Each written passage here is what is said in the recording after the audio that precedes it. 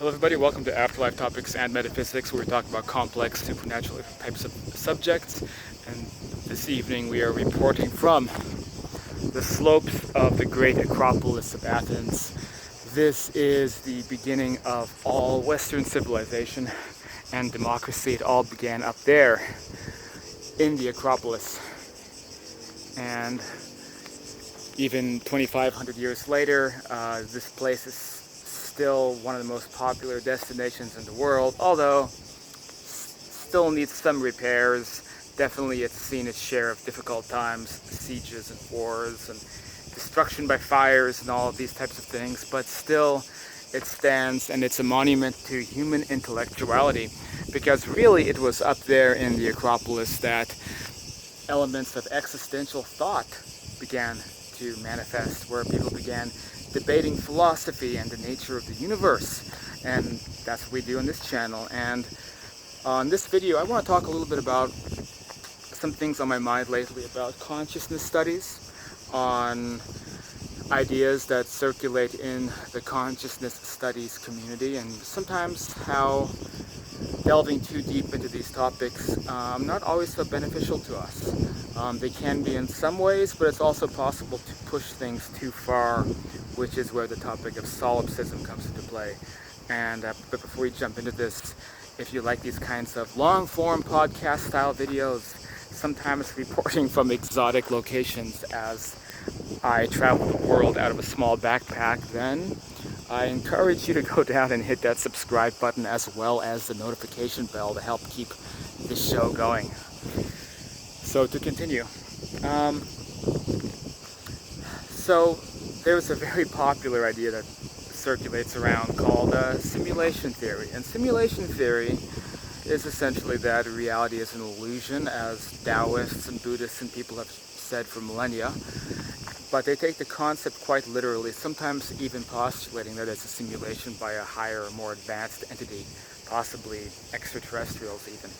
And it is quite popular these days, and people talk about it a lot. And one way to look at simulation theory is to think about the analogy of a video game. So when you play a video game, whatever it might be, possibly Call of Duty or something like that, your character that's moving around the screen is obviously not going anywhere. All that's happening is that you're rapidly loading data. And as the data loads, it's being interpreted and creates the illusion of movement around the battlefield, shooting bad guys. Of course, nothing like that is really happening. It's just the illusion of movement, the illusion of motion. And so simulation theory is basically taking that analogy of the video game, applying it to reality. And you can look at quantum physics to demonstrate, with, for example, double-slit experiments, that things are affected by our consciousness to the extent that, with Schrodinger's cat, it's very likely things don't exist until we observe them. Just like in the video game, when you move to a different part of the screen, that part of the game only exists as data until we load it, until it's rendered by the computer. And the computer would be the game system, but for us, it would be our consciousness, our brains, whatever it is that is processing data.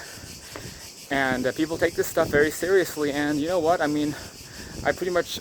do support it, because the alternatives don't make a lot of sense about the way reality is structured. Now, it's confusing because, look at the walls of the Acropolis. It's rock, and it's been chiseled away probably about 2,500 years ago to help become the great monument that it is today. But it feels real. You feel the pores, you feel the holes, and if you hit your head on it, you're in trouble. So it's solid, it's material, it's physical.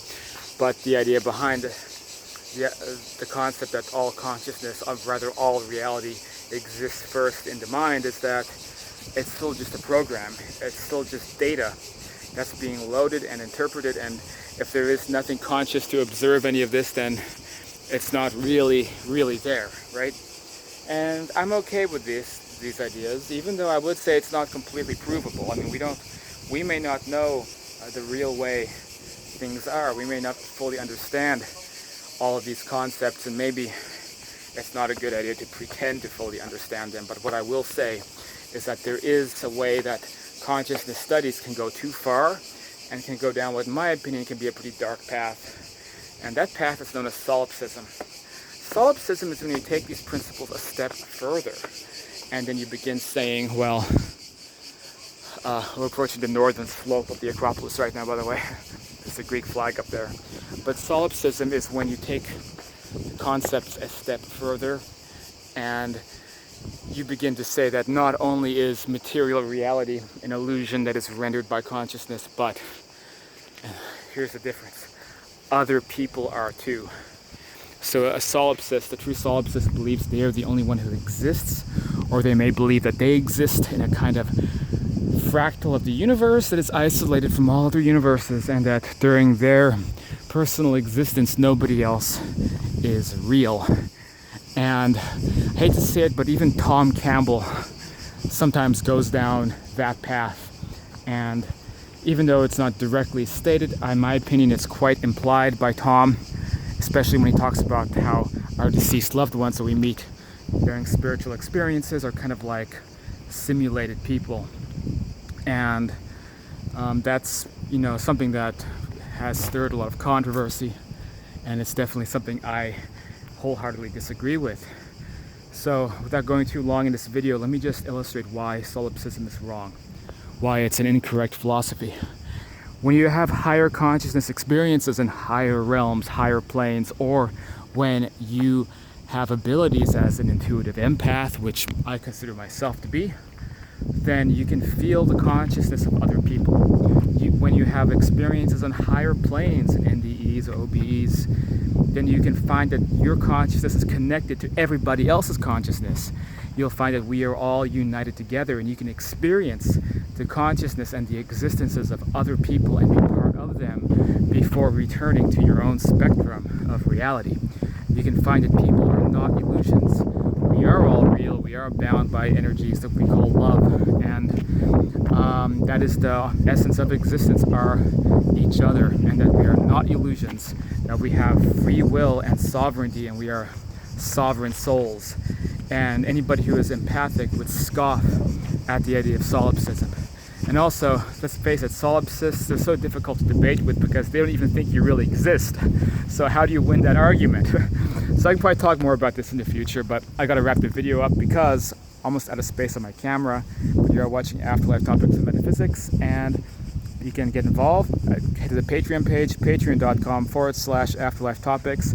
Throw a couple bucks in, helps keep these videos going. And I'll see you guys on the next video.